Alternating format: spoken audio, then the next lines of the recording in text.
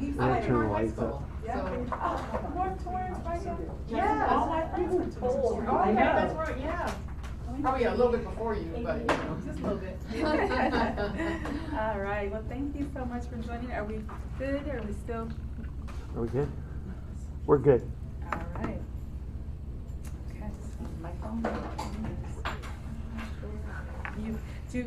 Will Kim need to have the mic to project for the Yes. live stream? Okay, so I'm gonna join this one.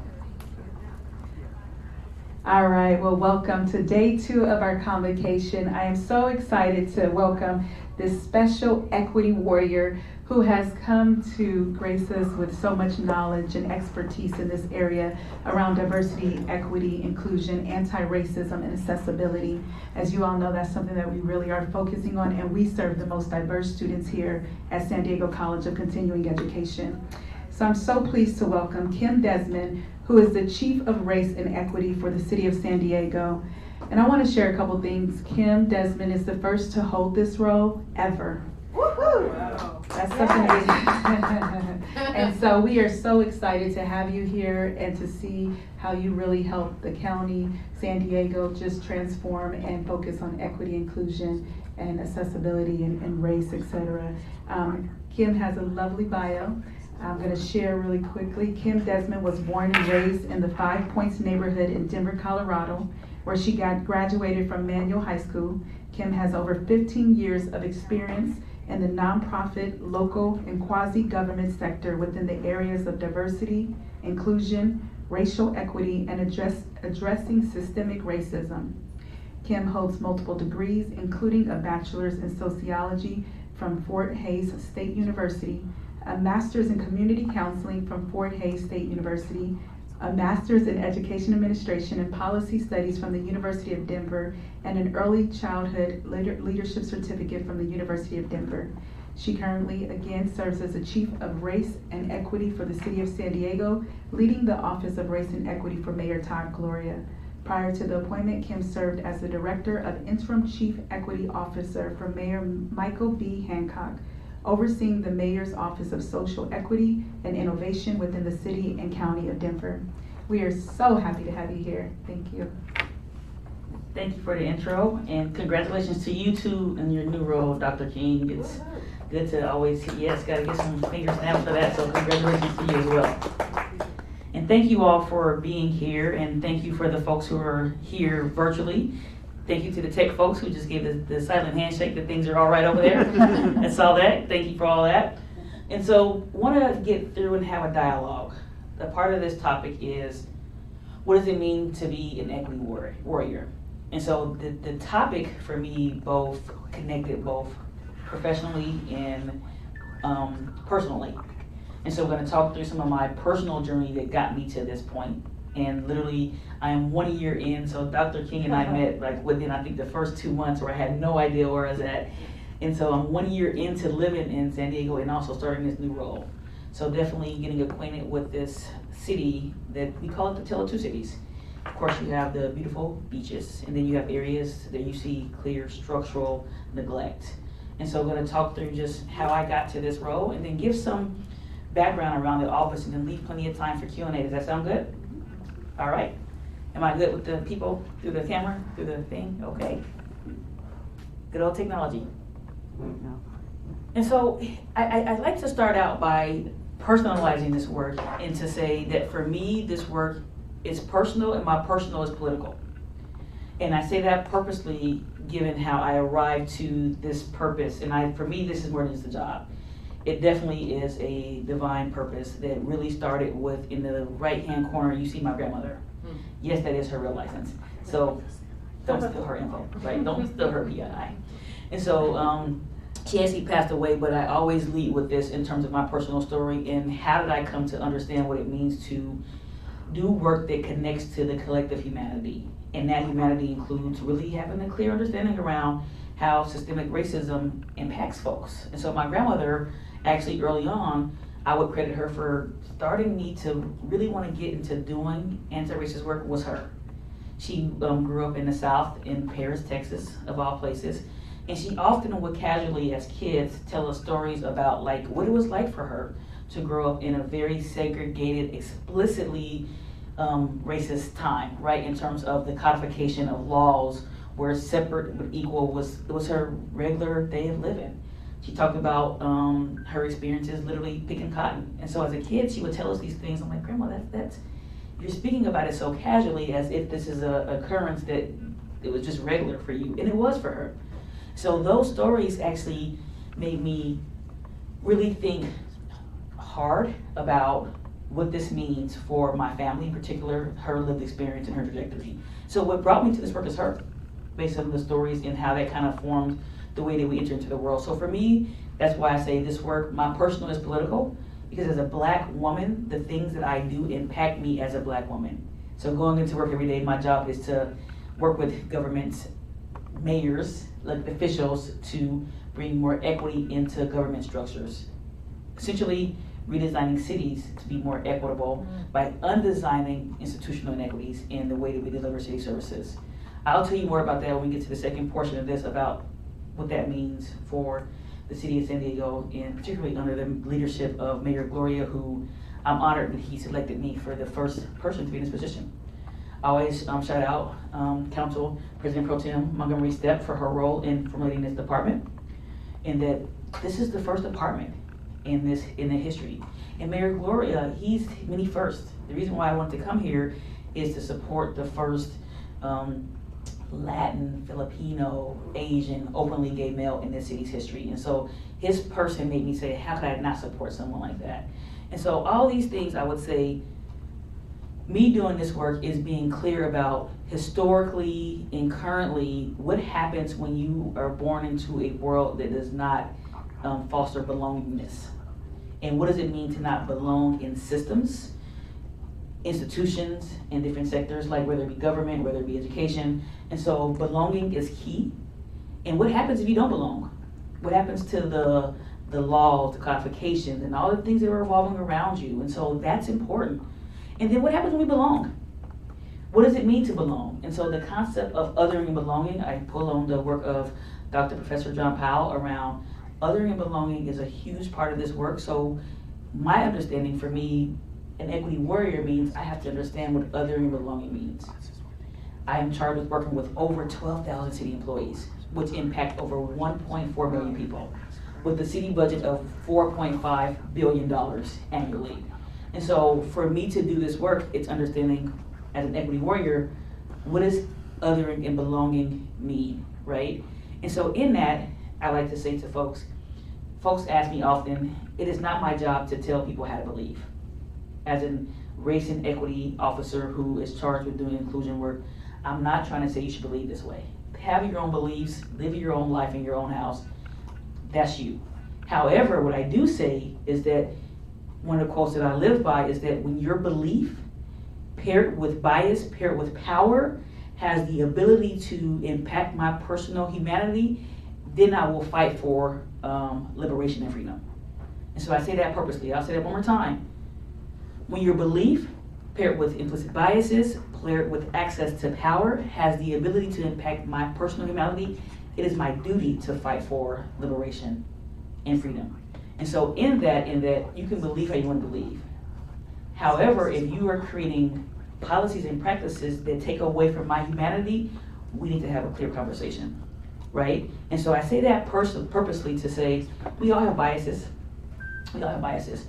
The difference is that when you pair biases with power and discretion, that's where you start to see inequity that is integrated into systems, right? So that's why I take that stance on saying, be cautious of how you use power. So as an equity warrior, I lead with that to say for our collective humanity to thrive, I center what it means to understand othering and belonging and understand how power is used in systems.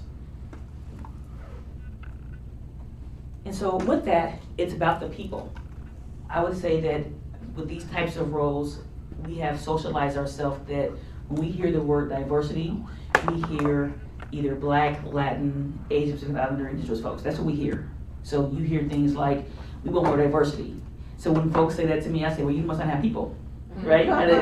If you want more diversity, you may hear that a lot with the HR standard things is, we want more diversity. And I say, there are no people who are working for us, right? So because we're all diverse. The question becomes, what layer of diversity are you talking about? And so our identities are multifaceted and multi-connected. And so I am both African American, I am a woman, all the things that come with who I am, they're connected. And so you start to tease out to say, when you just aggregate that, you say, well, then who's not here? And then I name dynamics around race, ethnicity, purposely, not in a way to be exclusive, but to be explicit around who's not here and how systems have interacted with indigenous, Black, Asian folks differently, right? So this is, with me in this role, I lead with that to say, it's about the people. And as an equity warrior, it's about all of us. But being clear, I say that systems interact with people differently based on how you were positioned in society. So we see that in the disparities in all of our systems, and we're complex, right? So when folks say that, I've had this before, where folks may say to me, well, what about, you have a department that's focused on race and equity, what about women? And I say, well, am I not a woman? Right? So what they're really saying is that you're wondering how we are supporting white women. That's the silent conversation that's in the room. And so I label that and I say, guess what? White women can experience misogyny and all the things around inequity that comes in that, right? But women of color, interconnectedly, we experience racism and sexism and misogyny. And there's no competition between those things. Any inequity is not an inequity that we should allow to occur. So historically, when I say people, it's all of us, but I'm nuanced when I talk about how systems interact with you differently based on how you positioned based on your demographic. So as an equity warrior, these are things that I carry with me in the work, to be intentional about labeling and naming how systemic racism impacts you based on different layers of your identity. Also, as an equity warrior, power, I have to be conscious of power. Like when you work for a mayor, power, the mayor has power. You're the mayor, right? So you should do. And so, as an equity warrior, for me, I am very cautious to not pick up power to exploit people. And I say that purposely, is that power is always moving around in our interactions.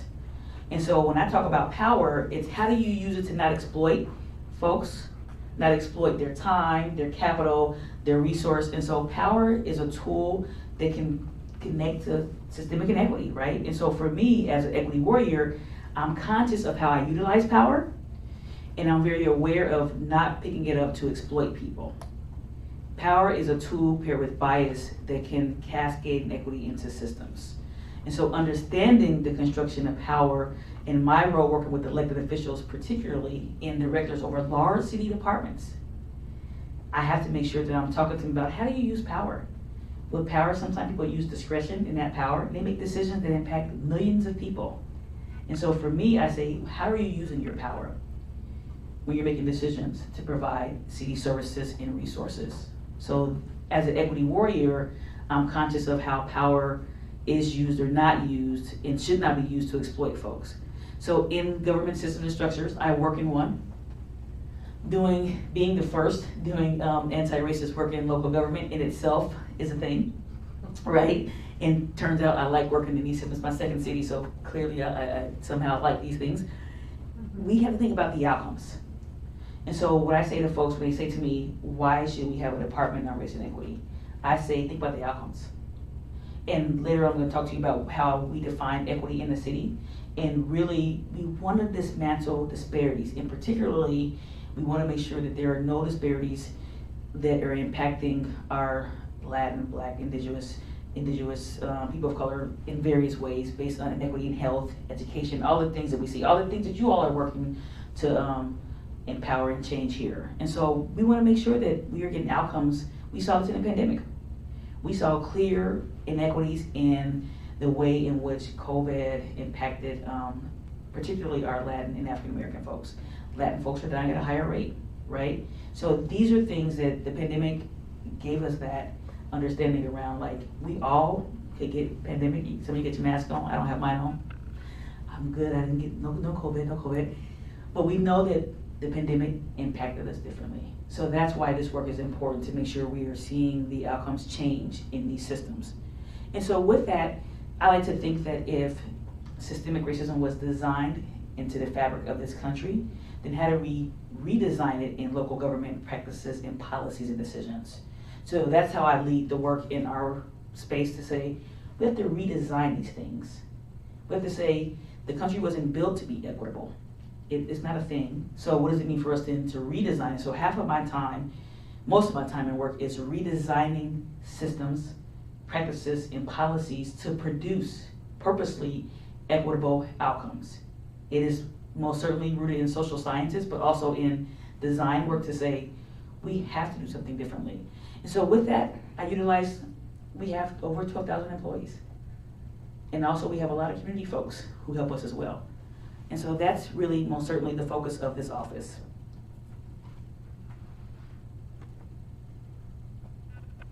When you're charting a course towards equity, there's a level of understanding what self-care means. And so, as I said, the personal is political. So I go to work every day in my purpose to dismantle, identify systems of inequity, and also to dismantle institutional racism historically in government. That is a large task. It's a large task, right? And I like to tell folks, listen, don't think that when I left Denver, racism was still there. Like it is a misnomer to think that people in my positions are going to dismantle what this country was built on. That is not a burden that I will carry or pick up. It is not my responsibility. And so I am very clear about that, because oftentimes folks say, how do you measure it? I'm like, It's like the question, I want more diversity. How do you measure how a black woman is going to dismantle racism? And my next question then is, has it ever been done? Historically, leaders have lost their lives to this type of work, right? So for me, I like to level set to say, you're not going to put the burden and responsibility on a black woman to dismantle racism in a country that was built on it. What I will do is work with our departments to say, we're gonna change the outcomes by looking at the way we provide services. And there's ways to really most certainly design equity into our service delivery and our budget decisions. That is my role. So I always calibrate that, because this work, it can be consuming. So I pivot on that. To be revolutionary in this work is to try things and to fail. It's to try things that have not been done. There is no secret roadmap to doing anti-racist work in local government. So to do revolutionary work means to innovate and to fail. It means to be restorative. It means that self-care is a thing. It means that I know that I cannot solve all things in one day, nor can our mayor. Like working with him day in and day out, you see it on his face, where it's so much to do, right? And so in that, self-care is important, and you have to rejuvenate yourself to show up the next day, to do the things, to make sure that we are creating the outcomes that's gonna go on for generations. And so that, for me, is the way that I chart my path personally in this space. And with that, with being restorative, I always like to think about my own learning and development, and that the things that we do in local government, it is tied to the humanity of other people. We're connected in that. I like to think that in my work, I try to shift from a culture of knowing to a culture of inquiry. And so when I talk about an equity lens, to dismantle systemic racism and inequity, inquiry is needed. You have to question everything. When you question everything, you break down discretion, and you break down the biases that are attached to that discretion. Essentially, my ideation comes from my own cultural experience, my education, and my background. So I can automate my belief system if I have power into a policy or a practice. So with that, I like to think that inquiry has to be one of the pivot points. So I can question everything that our employees are doing. And also, I think about that there is cohesion in our similarities. We saw that with the pandemic. Turns out we all need a toilet tissue. We learn that very quickly, right? And so I like to think about that we can grow and not think about difference as deficient. I think sometimes we see difference as deficient when it's just different. It's just different. And think about that it's okay to, and it's a need to socialize and normalize talking about systemic racism. It's a word that creates a lot of anxiety.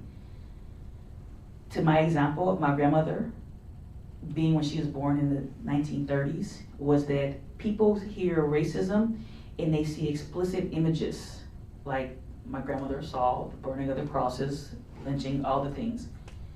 When right now, people associate that, so when you say talk about racism, it's like, oh, I'm not racist. It's like, whoa, that's anxiety. What I'm talking about is a system that was built, and now you see pervasive disparities. And so with this work with our city employees, we are normalizing talking about systemic racism. When you talk about codified Jim Crow laws that literally explicitly say you can't live here based on this layer of diversity, that is an explicit policy that then informs home ownership currently, right? So to talk about the past is to understand the present and to not to repeat some of those same things. And so for me to pull forward 12,000 folks is to say, we gotta look at history and think about how policies were made based on discretion and based on othering. And if we understand that historically, then it becomes our journey as equity warriors to do something differently. I like to normalize talking about systemic racism and to say, let's unpack that, right? Am I talking about individual racism, institutional racism, systemic racism? So these are things that we are working with our employees to say, let's address the anxiety that you feel. I'm not saying that you put this terrible thing in my grandmother's yard, right? What I am saying is that there's a true inequity that we gotta collectively face head on. Revolutionary in that it's impossible for justice to coexist with inequity. And so we gotta be clear about what justice and liberation means. For me, liberation is a space to where people are able to thrive and transform and be all the things they want to be without any systemic restrictions. And so we want a city that the mayor has a slogan that we all abide by, a city for all of us. And literally we say, in a city for all of us, some things don't work for some of us. And moving to San Diego, most certainly you have the beautiful beaches. And I couldn't understand it until I started going to different neighborhoods where there are some neighborhoods in our city that there are no alleys, there are no streets. This is a real thing in 2022, a real thing. And so you have to say that the way that we talk about it is that San Diego is the tale of two cities. Mm-hmm. There are places of real structural neglect where you don't have streets or alleys. Turns out potholes everywhere, so that's, we're working on it. Revolutionary in that you gotta acknowledge that not everyone is enjoying the beaches that are so beautiful in the city, right? And we gotta be conscious of that. And so in that, we gotta be conscious of how we craft and design a humanity that's not other individuals based on their difference, and it's not other folks and produce inequity, because equity is an outcome. When folks say to me, I'm doing equity work, it is the buzzword. Actually, the name of it is in my title, Chief of Race and Equity. I'm like, whew. Every time I hear equity, I close my eyes. There's a lack of understanding around what that term really means. When I say equity work, I say it's an outcome. You're not doing equity work if you cannot show me what disparity you are addressing. There are different types of disparities that we see in our city. And so we want to make sure that everyone in our city is not navigating disparities. If you are a white male and you are a wheelchair user and you are unhoused, you are facing disparities, right? And so we won't leave that type of person behind. No different than if you are a Latin male, you are experiencing racism and disparities and you're unhoused. This work is not about being exclusive, it's about understanding that the circle of human concern looks different based on how you're positioned. And so all that becomes a part of being revolutionary, is to chart a path towards liberation, is to say, we gotta think about all these things and make it an outcome. So I see myself here and there. Great, a lot going on. Hey, people. Change and rejuvenation. In San Diego, I have never in my life experienced homelessness like I have here. In Denver, well, with the pandemic, I would say every city in the country is contending with homelessness. It's just, it's a thing. Here, I have to remind myself, even personally, to not treat people as invisible objects. And so that is so, sometimes we get so lost in the work, in our spreadsheets and our syllabi, all the things you're doing, where we can forget the humanity in the experience. And so I try to remind myself of, be cautious of treating people as if they're invisible. When people are treated as if they're invisible, there are a lot of collateral damage that comes with that. When you're invisible, to the way that Ralph Ellison talks about it, is that you will bump into things to prove your existence. When you're invisible, someone can walk over you. So I try to make sure that in my work that I'm making visible the experiences and the narratives of the real people that our work was intended to impact. That is literally, even here, there was a few times where I find myself walking by folks and I'm like, is that person alive? Should I call somebody? Right? Like, this is a real thing. And so I try to make sure that I'm conscious of that. And in San Diego, it's something that I would say it wears on us. My colleague is the one that's the director of all homeless strategies. There's not a day that goes by where I'm just like, whew, we're upholding you. When you're not making folks invisible, then you're able to design an inclusive and collective humanity, right? Inclusion is an action. You're actually doing something to invite. And then in that, you're including folks in understanding and expanding the circles of concern. If it don't impact you personally, we should all care. If I am a homeowner and I am not unhoused, I should still care about the unhoused folks. So that then means that I'm expanding the circle of concern, because historically, what we have seen historically is that when you kick people out of that circle of concern, it rationalizes policies that make them invisible, that create all the things that we've seen historically. And so that's a tactic when you're looking at the past around systemic racism and racism, is that to rationalize racism and lynching and all the things, people were invisible and they were not in a circle of human concern. It was written into our Constitution, right? So the circle of human concern reminds us, we know what happens if you don't do that. So that's a reminder for me as I'm working with our employees. Always to the point to where I say we all have biases, we all have them, but when you have power, be very cautious. Power plus bias, it impacts the collective humanity, especially if you're in positions to change things. So I literally, I take the implicit bias test often, and it's funny because my bias has changed, I feel like every 5 years. I don't know what's happening with me, but because I have to be aware. That's so true, huh? I have to be aware, right? And so these are things that show up. And so I will be honest, in San Diego, like with the number of unhoused folks, I walk in the streets differently, so I don't know what I'm gonna walk in on when you work downtown. But I have to understand that may be a bias for me, right? And that I may lead towards not recognizing somebody who's laying on the ground, right? These are things that come with this work. As I go to the next slide, what is equity? Why diversity moves to inclusion? There are tools in this work that, like I said, there is no singular linear way to do this work. There are tools that allow us to identify root cause issues. There are tools that help us look at data that's aggregated in the variables. There are tools that allow us to say, what do you mean when we say community engagement? That has been my word for the last 2 weeks. Oftentimes we say stuff like, we want to engage the community. And I say, well, who's the community, right? Or we say, we want the community to inform the whole policy. And I'm like, is that the 20 folks who you invited to the meal? Right. They inform a policy for 1 million people?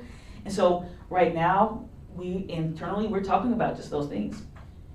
It's important to engage and be inclusive with community members when you're changing and informing policies. I say be cautious to the pedagogy of the oppressed, to say that the moment you say you're speaking for a group of people, that's the instant you start oppressing them. So I lead with that thinking to say, be very aware when you say community engagement. Is it 20 people? For my data people who are here, my math folks, is it 30? Is it 100? But also understand that you do want the narrative of different experiences brought into the conversation. So that way you can avoid any unintended consequences to your policy or your practices or your budget decisions. And so in that, then you move towards measuring success. So the tools that we use with my department, or will be using, because I'm still new here, I'm counting new, you hear that? And let's record it. New is gonna be counted for the next 3 years, in case the mayor asks you. Still new until 3 years. And so, measures of success is that this is legacy history work. We are going to do our part incrementally and keep making the changes and measure those things. If the mayor can change and address and provide housing for every unhoused person in our city, right now he would. Right now he would. If he could give his life, he would. That's the kind of leader that we have. If he could fix all the potholes, he would. Right? Historically, he had the largest budget in city history of $8 million in investment in infrastructure. This is 1 year in office. He converted our positions for our parks folks to get more pay. Yeah. He's doing things that are chipping away at historic, and I don't think we don't talk about those things enough. And that like he's chipping away at it. If he can make it all happen in one day, he would. Change takes time. But we will say is that we are doing our part in it. And you have a leader in the mayor who he does not, I mean, when I tell you, I try to keep it with him, like he does not shy away from getting the work done. In that, I want to talk more and shift towards the word equity, because that's a word that in moving the workforce towards a culture of understanding, when you use equity, what is equity? Here's how we're talking about it in the city of San Diego. To get to equity, you have to understand equality. And I say that to say, what is the baseline? Anyone who receives a city service, trash, recycling, library service, pick a city service, your water quality.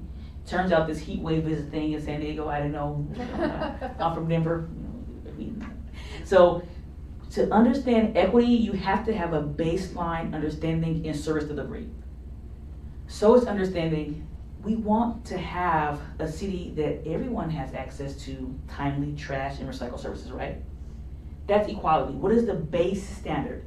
Another base standard, you want everyone to have access to a rec center, right? Where you can take your family and folks and go and do the thing. Same for libraries. So with equality, you said the education, graduating from high school, college, post-degree, all the things, equality. The way that I say it with our city employees is that you have to set a baseline of equality, which is the same standard for every neighborhood, every person, regardless who they are, how they identify. That's everyone. And then I say you use an equity lens, which is another buzzword, to critically think about and question who that's not true for. An equity lens is nothing but a set of key questions that you use to probe and think about ways that you disturb discretion. It's just questions. It can be 4 questions, 3 questions, 10 questions. So an equity lens essentially is just particular questions that cities use around the country. Who is benefiting or burdening from your decision? Unfortunately, there's always a benefit and burden, right? For example, if we're closing down your road and this has happened, if we're closing down your road to repave, there will be a future benefit to not having potholes, but the burden with your road closed down could be current. So an equity lens question is who benefits, who burdens, and when. Based on how you position, the answer is different. So the answer to the questions allow us to take a pause. Sometimes equity is automated when we move too fast. So we have to tell folks to take a moment, ask the questions, seek another perspective that may be different from yours. That is an equity lens. Then you go to say, once you answer the equity lens questions, equity is an outcome. It's about understanding the middle gap between equal. So when you set the equal standard, you say, who is that not true to? That's the question. And then you find a disparity. So then we may ask the question like, in our city, we want everyone to have access to recreation centers, right? When you get to equity, you say, where do we not have programming that's provided to folks? This is a real study that we're going through right now in our Parks and Rec. Turns out that 47% of our rec centers are not equitable. And these are the neighborhoods south of the 8, where it's comprised of Black, Indigenous, Latin folks. And so we know that in programming, we gotta fix that disparity. And so if our equal standard is to have equal programming in all rec centers, we have to say, who is that not true from? That's equity. And then you narrow in on addressing the disparity. When you're doing equity work, it doesn't mean you're not meeting the equal standard. That's actually happening with La Jolla in terms of like trash accumulation. Because everyone likes to see the seals. I like the seals too, you know, but don't go by the line. There's a line here. Because we have more tourists who visit that area, you have a need for more ranger service, park service. So equity doesn't come at the expense of equality. They're symbiotic. And so when you're doing equity work, you're working at addressing disparities. And so the way that I say it is that I have to go through equality using an equity lens to think differently to address the disparity. And then because I'm optimistic to do this work, I say to cultivate the equity opportunity. We are labeling that in our city system, in that the equity opportunity is any policy, program, practice, or budget decision. We label that purposely so the work doesn't seem so large. Because then I say, where's an opportunity for you to expand your programs?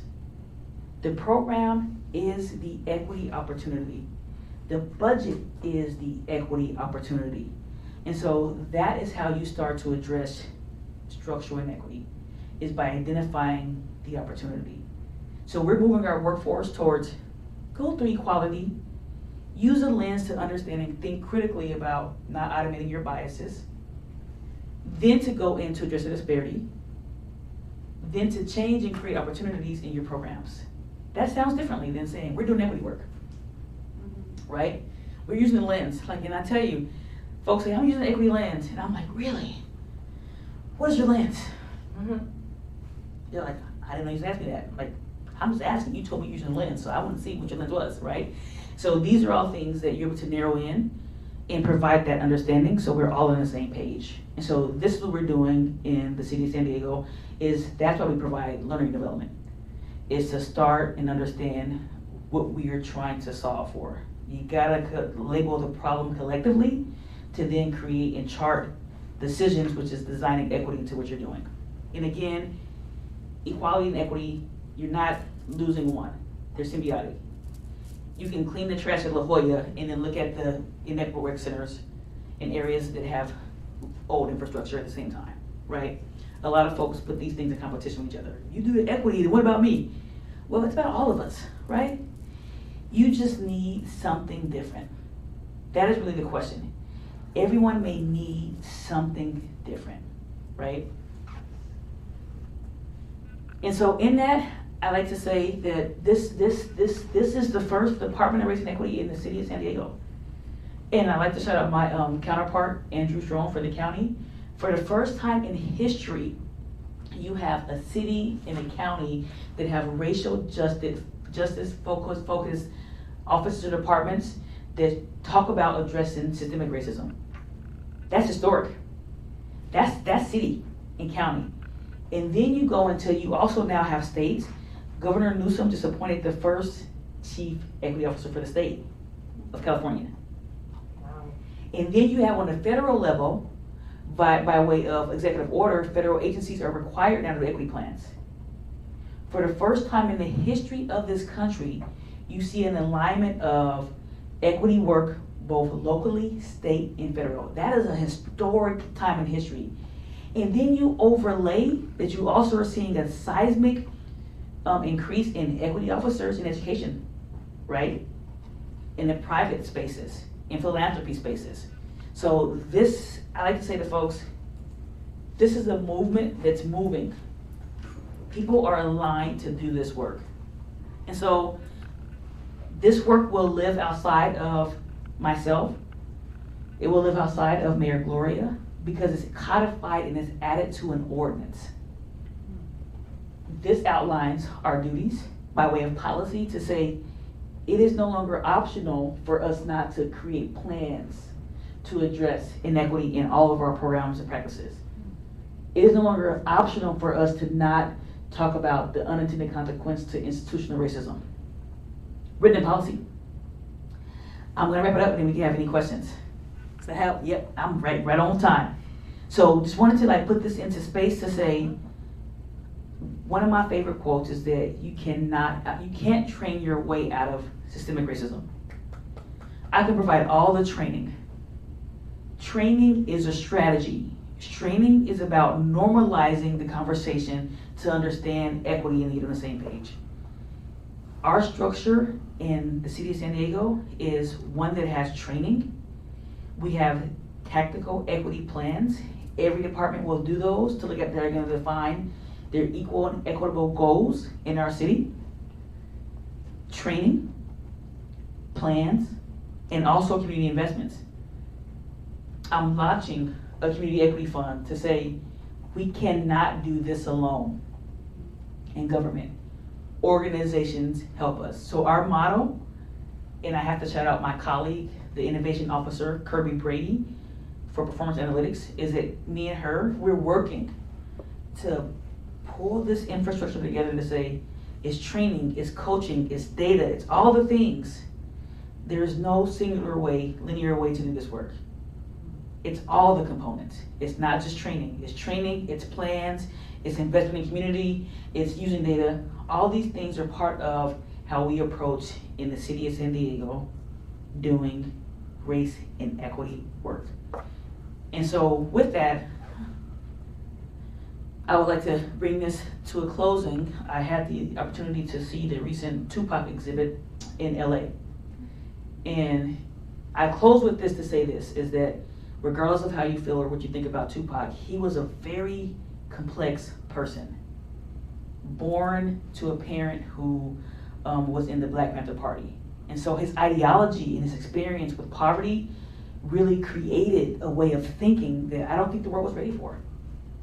And so one thing that he said in the exhibit is this, is that I'm not saying I'm going to rule the world or I'm going to change the world, but I guarantee that I will spark the brain that will change the world. And that's our job, is to spark someone else who's watching you, who may then change the world. So as educators, for me, I like to believe, if I don't change the world, I hope an ideology that I have planted will then spark the mind that will spark the mind that will change the world. And so I end with that to say with him in this is that to be revolutionary means that we are sparking the change to see a humanity that encompasses all of us. One in which where you don't see flowers growing in concrete, right? We understand resilience, but resilience should not be the norm. It should not be the norm, nor expectation.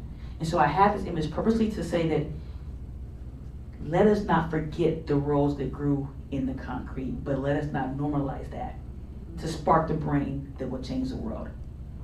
I will open up time for questions, both online and I don't know. Maybe if there's any online questions, they'll be in that YouTube YouTube. chat. Hey YouTube. In the room, or YouTube channel. So they would, somebody typed in that, so I don't know if that's a question or just the Equanimity. equanimity. Thank you. Any questions in the room that we have, or in the YouTube channel that we have? So I thought it was so amazing, and I hope that you can send us the slide before that you had sort of the policies that you had initiated with the city. Those are incredible, and maybe we can get a copy of your presentation, but also maybe we can get a copy of those policies because they would be really important. But I'm wondering, as someone who has programs with students in them that works with the city, does that also go for your contractors? So when you have a lot of contractors, is there like trainings that have to be, the contractors have to have trainings, the contractors have to make commitments to those same policies, or is it just for the city and the city employees? And just like when I worked very hard to help pass the living wage ordinance in between 2000 and 2005, the first time, and then all the subsequent ones. And we had to really narrow it down so that it only affected contractors of certain kinds of contractors with the city. So the policy was with the city, and then it did affect contractors. But my experience is that the contractors that we've worked with, and I don't want to say it out loud, but the contractors we work with have not had the same kind of training or rigor, and our students have been have experienced microaggressions, not by the city, but by the contractors. Your question is nuanced. Yeah. Because it comes from and experience, sorry. Yeah, no, and experience matters. Narrative matters. Your question is nuance in the way in which this work is inside and out. And I will answer it from a standpoint of our department that oversees contracting and procurement. The first part of your question is that we recently had a disparity study that showed the percentage of minority women-owned businesses who get city contracts. It is underutilized. So essentially, we know that it showed it explicitly that Black, Latin folks are not getting city contracts in terms of the business side of things, right? That's the disparity study. That's not my opinion, that's what the study showed. So to the first part of your question, the reason why that study is important is that we want to make sure that we're bolstering, it is that department, they're gonna work with ways to increase the ways in which the utilization for city contracts need to happen. The other part of your question is one where I say that being in a city like San Diego, you see the vastness of the ocean. You can get lost really quick in the vastness of it. My department can't do all the things that need to be done. So I'm very clear that for my department, I have 12,000, and I did not stutter, over 12,000 employees that I have to train to get them ready to do the thing. We are not training, and I'm being explicit, we are not training our prime contractors, subcontractors. We're not doing that. Okay. I need to move a workforce of 12,000 in over 30 departments.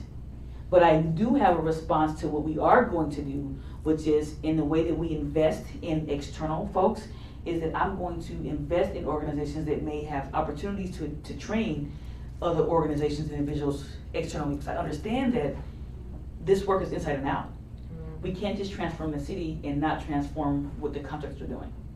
I'm just very clear about mission alignment, and that like I want to see a world in which the contractors, like I said to you, we have an alignment of you too can get equity officers in your organizations. You too can set your plans. Let us not wait to why I have this closing part with this exhibit from the Tupac exhibit is that let us not wait. We can all spark the mind that sparks the mind. If you are a contractor and you're doing business and you have microaggressions in your service delivery, you can do something, right? You can do something to change your workforce. And so I hope to have a San Diego where everyone is saying, I'm doing my part, even education. I'm doing my part, because let me tell you right now, city, all 12,000 of us, we're doing our part. I will invest in organizations to help us do the work externally. So I appreciate your questions. How often I get that. And so my goal is for this work to not only inspire, but to share a structure to say, here's what we're doing. There's nothing that prevents you from saying, what is your structure? So I appreciate the question. Any other questions? Hi, I have one. And first I just want to say thank you so much, because I see so much happening at the city now from an economic development perspective, like the Employ and Empower program and the SD Access for All of the digital navigators. And these opportunities that are happening where people that maybe never saw themselves getting a public employment job with the city of San Diego, and the doors are opening, which is the first time I've been in San Diego for 20 years that I see those things really happening systemically. So thank you so much for that. And just from a workforce economic perspective, what do you think we as educators can do to help support more of that? Thank you for acknowledging the Employee Empower Program. It's only $19.5 million. And the press conference was actually here. So thank you for hosting the press conference here. Good press conference. In those interns, most certainly. And let me tell you, it goes up to 30. So there are so many careers. And I will say this, is that's one of the outcomes of that. We want people to say, you can have a career in government. I mean, there are careers. I've made one myself. I'm this 10th year in government. Didn't know I was gonna do that, but there are careers. To your other point, as educators, I would say it's back to the question that was posed to me. As an educator, it's the same thinking around you are in a system and you are in a structure. You're in a system and you're an instructor. Power is moving between your students. Who you're serving and how you're serving them in interaction with your curricula, your content, can spark the minds folks. One of my favorite podcasts was "There's a Danger in Telling a Single Story." As educators, you got to be cautious of telling a single story, a single narrative. You have to be understanding when you have students who are walking in your classroom, either virtually or in person. They're bringing their positionality, they're bringing their experiences, they're bringing all the things that come with that. And guess what else they're bringing in terms of systemic inequity? They're bringing an education system that may have not prepared them in terms of math and remediation. So what you can do, to your question, and I appreciate it as educators, is to say, your students should not be invisible. They bring the totality of them with them when they walk into your classrooms. They bring the totality of the inequity that they're living in the neighborhoods. It doesn't stop when they come to learn something pedagogically. So as educators, I actually, my heart, like, that's a job. So be aware, I would say, of your own biases, your own microaggressions that you are ushering out to your students in the classroom environment. Because I remember every teacher that delivered aggression to me. So that is, I think, a powerful question to say, what can I do? Be the change, spark the mind, address your biases, understand power.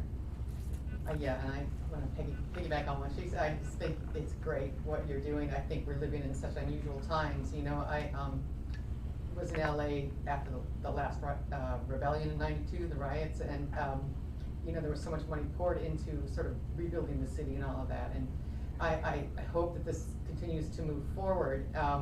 And I think, you know, I understand your point. I mean, I think you must have broad shoulders to take on this role, you know, in the city. And I think that as an educator myself, you know, preparing my classes, you know, I sometimes question, you know, okay, I use the Rose and Concrete reading with my students, and then I think to myself, you know, are my students looking at me like she thinks she's woke? You know, I'm a woke teacher, you know, and so, because I mean, we're so totally, white women are overrepresented in our institution in terms of faculty, you know, so we need to start even looking at ourselves internally as far as, you know, and how do you think having discussions like this is helpful? I mean, do you think that, I mean, I know I always have to look at myself and say, what do I bring and who am I and what do I appear to my students, right? And so, you know, having these discussions just at the school itself, you know, to facilitate these things. I mean, how do you bring it into the city where you're trying to have this equity, equality engagement with people, and you know that the room and people are afraid to speak up, people are afraid to say things, you know, how do you facilitate that thing? I answer it the way that my grandmother probably would have answered it to me. Is that don't get stuck in your fear, because for that moment, your fear, people are dying. Right. And so with my city employees, I'm like, listen, I need you to come on. Like we gotta, like we gotta. So we gotta move proactively. But to what you just labeled in regards to the workforce, I say this with our city employee workforce. If the majority of your workforce, to what you said, is white women, I say that it becomes everybody's role to do equity work. Oftentimes, as a black woman, it's, oh, we're gonna wait till, no, like, it is all of our role to do equity, race, and justice work in your organization. And I had to learn to do this myself. I had no clue. I'm like, how does one do this work in the government? So I think that's why inquiry is so important. Sometimes it's important to even acknowledge and to say, here's what I don't know. And then the wokeness piece, I totally hear you with that, where it's like, you know, not asking for wokeness, I'm asking for you to be a part of changing the system that is taking away from my humanity. So as an educator, it becomes a part around, to your point around, like, what kind of content, when I'm developing my syllabi, that I'm bringing into the space. How am I creating an environment to where the nuance of the experiences are being shared? If I have a student who, a small thing occurred, and I'm like, oh, I'm gonna fail you, or are you not understanding the whole context for why a person cannot turn in an assignment? There are small things that you can do for folks, and so I think it starts with, just to echo what you said, it starts with white women understanding that you have an active role in this work. And the comment, like with you, I agree with you, like, my shoulders being broad, it's more expansive if we had more white women. And that's what my grandmother if you look at the history of the suffrage movement, the history of the suffrage movement, you had white women who were saying, no, we don't want the rights for the people of color, we want this for white women, right? So I think you're touching on a historic tension between women of color and white women to say that, listen, I'm gonna need you to get together and be a part of this movement so all of our hands can link. Because I can tell you right now, there won't be a white kid in this city that if they're experiencing inequity that I will not make sure they're taken care of. I want for our white women to have that same care and concern for indigenous, Black, Asian, Pacific Islander, Latin kids. That's the collective humanity that I want for our kids. Any other comments? So thank you for the question, because it's one of those silent things where it's like, yeah, let's just say it. Yeah, just, something you mentioned, like the importance of events like this, and just for me personally, like earlier I went to the art of, thank you. Earlier I went to the art of inclusive communication workshop, and it was really great. And same here, I'm really glad I'm here, it was really great. I don't think I necessarily learned anything, but these events are so important for me. They are reaffirming. I feel like they plant seeds for those that might be new information for them, expand their minds. It's also, again, reaffirming. It helps me push on, because we get tired, right? Because the work is constant and ongoing. But events like this remind me, like, change is happening, we are moving forward, and it gives me will to keep going. So I just really appreciate this. Because I think that we don't talk about that part, is that when you're an educator, like this work is hard. I will even go beyond. It's soul pulling work, right? It's soul pulling work. And so it takes us to affirm, to acknowledge, then to say, what role do we all play in this? To admit that I'm not quite sure. There are some times where, I'll be honest, I'll get some complex problems in our department. I'm like, I'm not quite sure. I would say, let me try this. And then I will say, I need permission to fail. So those things are so important to affirm what we learn from failure, to affirm what we learn from sharing space and asking questions around, well, what role do I play in this work? Any other questions? And I want to wait real quick. I feel like there's a hand. Some chat There's things a chat. on there. I don't know how to do this, so we're gonna lean over. We're gonna just lean over and huddle up. Is that a hand or is that fire? Is that a hand? Maureen, do you have a question? Or do you have, what does one do with this? Just ask her to type in the question. Maureen, can you type in your question for me? Because you can't talk to me, that's right. This is YouTube, I'm sorry. I just remembered that. Maureen, type your question. You got a little technology. You can't talk to me on YouTube. So, while Marine's typing in the question, any other questions from this space in the room? So I'm kind of curious about how you are going to plan to pull in the partners to be a part of the policies. Or are you just starting with the city? I'm doing it right now. So we have a community equity fund where I will be funding organizations directly. Like that's a partnering role. Actually, I am partnering with the county, my counterpart that I mentioned, the county racial justice work, where we have these consortium meetings of organizations to say, come share space with us so you can give us thoughts and ideas. I work with all my departments around saying, what does inclusive engagement really mean? Because sometimes folks are not attached to organizations. How do we share information to folks around, what is government? A lot of folks don't even know what government is and what it does, right? Like, and so we're trying to change the way we talk to folks around what. So when I say things, I say stuff like, do you care about your roads? Do you go to the park? Do you go to the rec center? Do you drink water? Do you wait for trash delivery? That's government. You're just paying for it, right? So we're trying to work with our departments to humanize how we talk about government, because it matters. We're here for you. And there's a saying that actually in the City of County of Denver building that I would walk in every day, and it would say, what is the city but its people? Every day. And finally I'm like, okay, yes. What is a city but its people? Our city is you. We serve you. And we have to do so collectively in the contracting standpoint, to the question that I had earlier, and in the ways that you say that we have to have spaces for organizations and people to share their narrative and their experience, and to hear and learn about what we are here to provide you. all those things become how you're doing it. The equity funding, quarterly sessions to bring folks to say, tell us what you're doing. Any other questions? I think they were just comments, actually.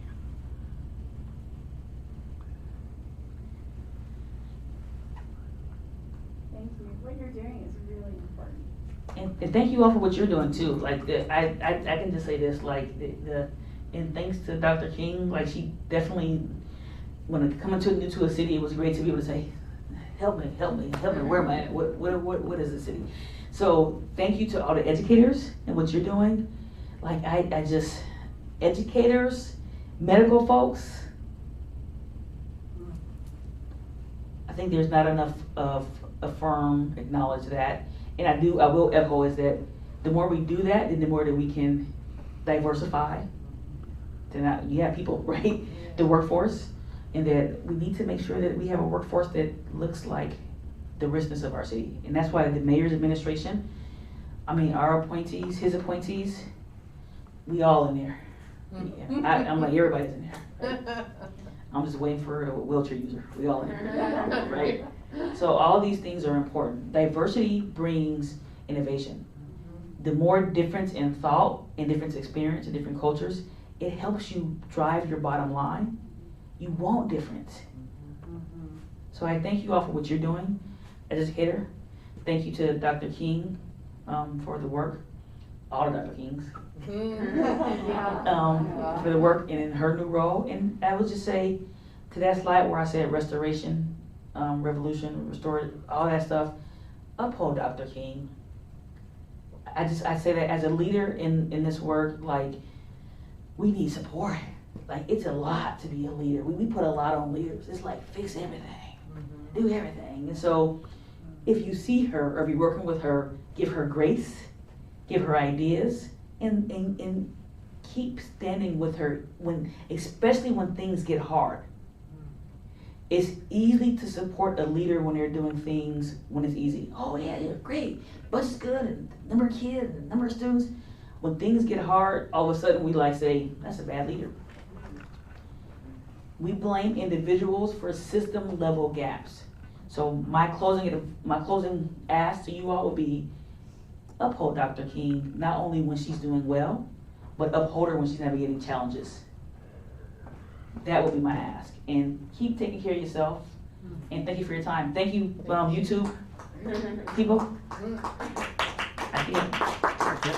We're gonna cut or exit. Thank you. Bye. Thank you. Thank you. I don't know what else to do with this. Here you go. I was gonna see how I was acting like I was gonna do something. I didn't know what I was doing. Okay, we're off. Thank you.